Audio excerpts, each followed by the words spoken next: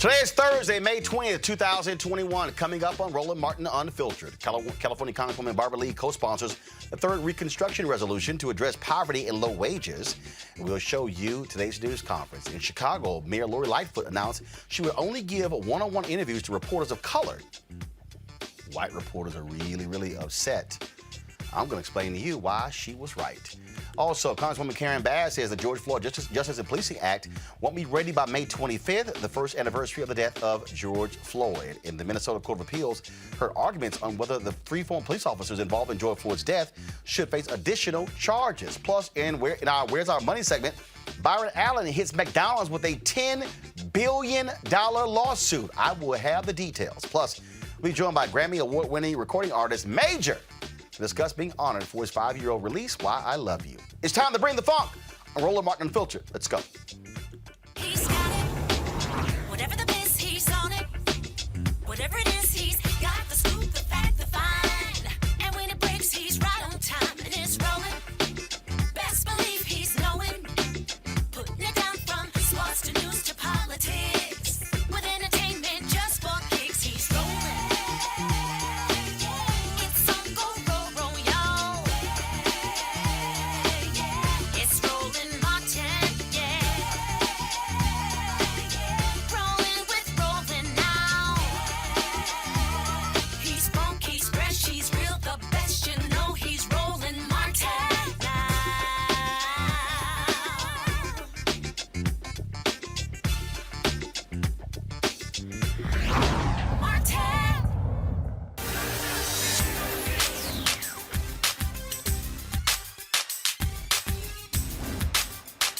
been frozen out.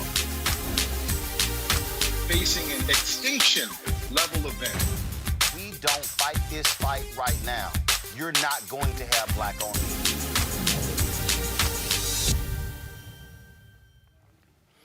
All right, folks, today in a courtroom, Byron Allen filed a $10 billion lawsuit against McDonald's, alleging they have discriminated against his company, Entertainment Studios. This is what the press release states that he issued today. Byron Allen's Allen Media Group Division, Entertainment Studios, and Weather Group LLC filed a lawsuit on May 20th, 2021 against McDonald's Corporation, seeking $10 billion in damages for racial discrimination and contracting in violation of federal and state law. According to the lawsuit, McDonald's intentionally discriminated against Entertainment Studios and Weather Group through a pattern of racial stereotyping and refusals to contract. Entertainment Studios, a media company owned by African-American entrepreneur Byron Allen, owns and operates 12 high-definition TV networks that are carried by over 60 multi-channel video programming distributors, including Comcast, AT&T, UVerse, Charter Spectrum, Dish Network, DirecTV, AT&T Now, and Verizon Fios.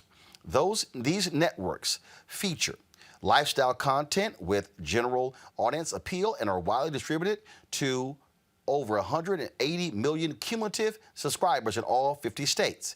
In 2018, Allen acquired Weather Group, which owns and operates the award-winning cable news network, the Weather Channel, and the streaming service Local Now. McDonald's is the world's leading global food service retailer with over 39,000 locations that generate over $100 billion in annual revenue.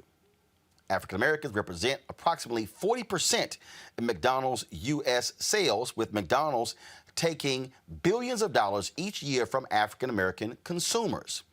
But of its approximately $1.6 billion annual television advertising budget, McDonald's spends less than approximately $5 million each year, listen to me, each year on African-American owned media. And it has refused to advertise on Entertainment Studios networks or the Weather Channel since Allen acquired the network in 2018. Per the lawsuit, the McDonald's president and CEO, Chris Kempczynski, makes approximately $11 million per year, which is more than double what McDonald's spends per year on all of black-owned media combined. The lawsuit alleges that McDonald's refusal to contract is a result of racial stereotyping through McDonald's tiered advertising structure that differentiates on the basis of race. The primary advertising tier for McDonald's is referred to as general market, and it constitutes the vast majority of McDonald's advertising budget. McDonald's, however, created a separate African-American tier with a much smaller budget and less favorable pricing in other terms.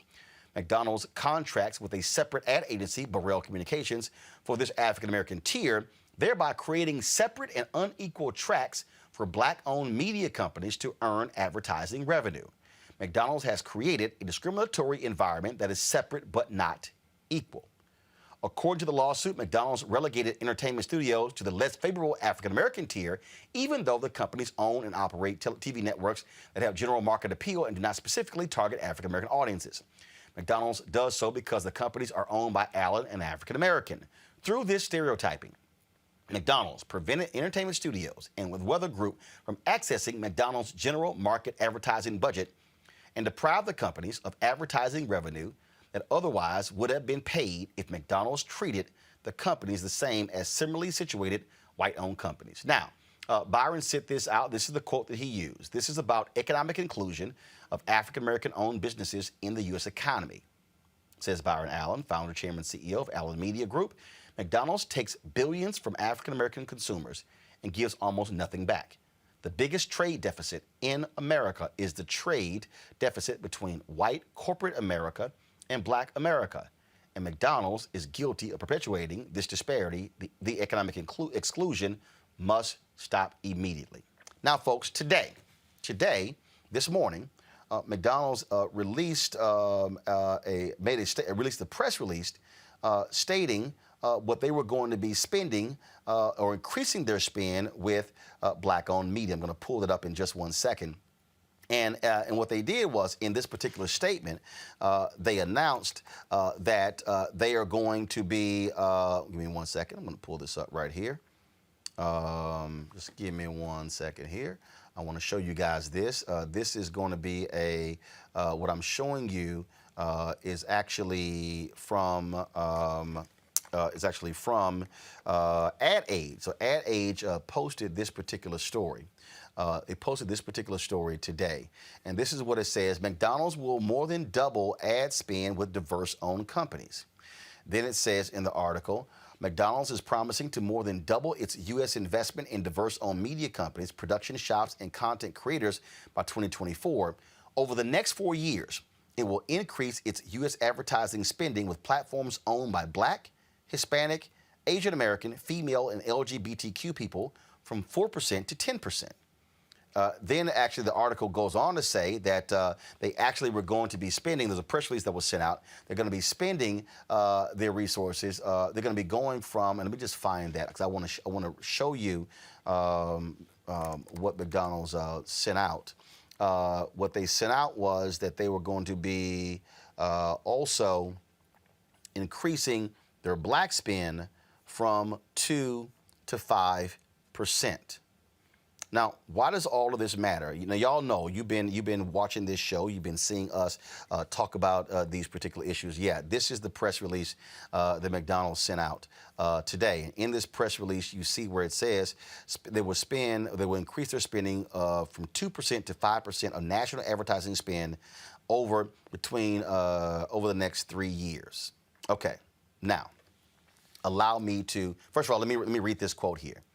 We've been making serious commitments that are guided by our values, and with this latest move, we're taking action to advance diverse-owned companies across the marketing supply chain, said Morgan Flatley, Chief Marketing and Digital Customer Experience Officer at McDonald's USA. We're using our resources to support these platforms and businesses, which keep the brand at the center of culture while creating deeper relationships with our diverse customers, crew, and employees. Now, what Byron Allen also published was an open letter. That if y'all have the open letter, go ahead and pull that up, please. There was an open letter that he also published that was signed by several of us. I am one of the signatories on that particular letter. And what that letter stated, it was speaking to the issue of lack of spend with African Americans and why it is important. Now, let me go ahead and pull this up so I can, like literally, folks, this just came down.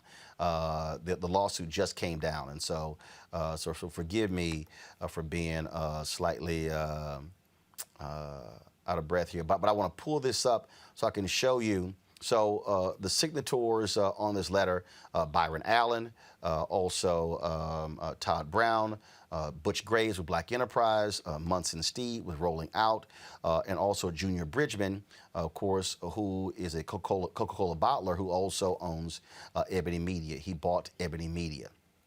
Now, in this particular letter that we all agreed to sign, this is what Byron Allen states in here. Again, he says that McDonald's has spent approximately $17 billion in advertising promotion and very little went to Black-owned media, not to be confused with Black-targeted media. Simultaneously, as this is occurring, he wrote the letter to the CEO. He said, your own personal compensation package for 2020 totaled just under $11 million, more than double the approximate $5 million that McDonald's spent with all of Black-owned media combined last year. This is indefensible. Now, this is what he also says. He says, he said point blank, he said that, says in here that McDonald's has a racist and very toxic culture. He said, to be clear, this concerns Black-owned media and not minority-owned media.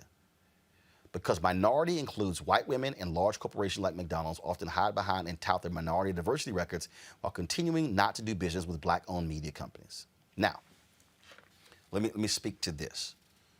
Here's the argument that we have been making for quite some time. African Americans are representing a significant market share of various companies, McDonald's, General Motors, Toyota, Target, and we can go on and on and on. Yet when you start asking how much of that money is coming back to Black-owned businesses, it's not even remotely the same. In fact, what we're seeing is that there's a wide disparity. About $170 billion is being spent every single year on advertising in the United States. Prior to our campaign, Black-owned media has been getting 1%. You heard me last week talk about the Forrest Marsh Group. They receive a significant number of federal contracts for advertising. How much of that is going to African Americans? Well, according to a 2018 study asked for by Congresswoman Eleanor Holmes Norton, the federal government over 5 years spent $5 billion. Black media got $51 million out of the $5 billion. Let me repeat that. Black-owned media got $51 million out of the $5 billion. That's on a federal level. McDonald's announced they're going to go from 2% to 5%. That means that all this period, African-American, Black-owned media have only been getting 2%. According to Byron Allen's lawsuit, African-Americans represent 40% of McDonald's customers. 2%, 40%. Now, I know for a fact that there have been Black executives at McDonald's and Black McDonald's franchisees who have been pushing the company to do more. For the last 2 years, I keynoted the National Black McDonald Owners and Operators Conference the last 2 years. I spoke about economic apartheid and economic inclusion and how these companies must do better. So the lawsuit from Byron Allen should not be a surprise when we start talking about the lack of inclusion. There's some of you who may be watching and you might be saying, okay, Roland, I don't really understand, like, really, what's the big deal? Folks, this is why we're broke. Economic apartheid is being practiced in America. If Black-owned companies are not getting advertising dollars, are not getting legal dollars, bond dollars, accounting firms, engineering firms, architecture and design firms. I mean, I can go on and on and on. I'm not talking about companies hiring a couple of Black consultants and paying them $60,000, $80,000, or $100,000. I'm talking about what happens when we're not getting 10, 20, 30, 50, $100 million. So let me just give you another example so you can understand the difference that this makes. So let's say we here at Roland Martin Unfiltered, let's say we, all of a sudden, go from where we are now, and we, all of a sudden, let's just say go to $25 million a year. Okay? I want you to think about this. Let's say we go from $2 million a year to $25 million a year. Let's say I decide to pay a reporter $100,000. Let's say I decide to hire 20 reporters at $100,000 each. That's $2 million. Okay, so let's say I decide to hire 5 editors to supervise those 20 reporters at $150,000. Then that comes out to $750,000. Okay? Which means I could hire 25 staffers and spend, you throw in benefits, things along those lines. So let's say I would spend upwards of $4 million. Let's just push it to $5 million. I got $23 million more. It means I'm left with $18 million. That means we can now spend money on advertising and marketing. That means we can actually hire more producers. That means we can upgrade our technology. That means we can build capacity. But when that doesn't happen, when we don't get those dollars, we can't do that.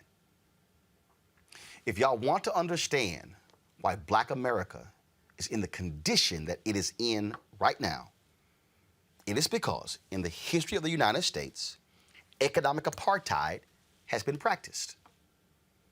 In the history of the United States, we have been frozen out of every sector of this society And folks want to say, hey, but we're all equal. The argument that I make is very simple. If you are a company in America and you are receiving significant dollars from black people, money should be coming back to black people.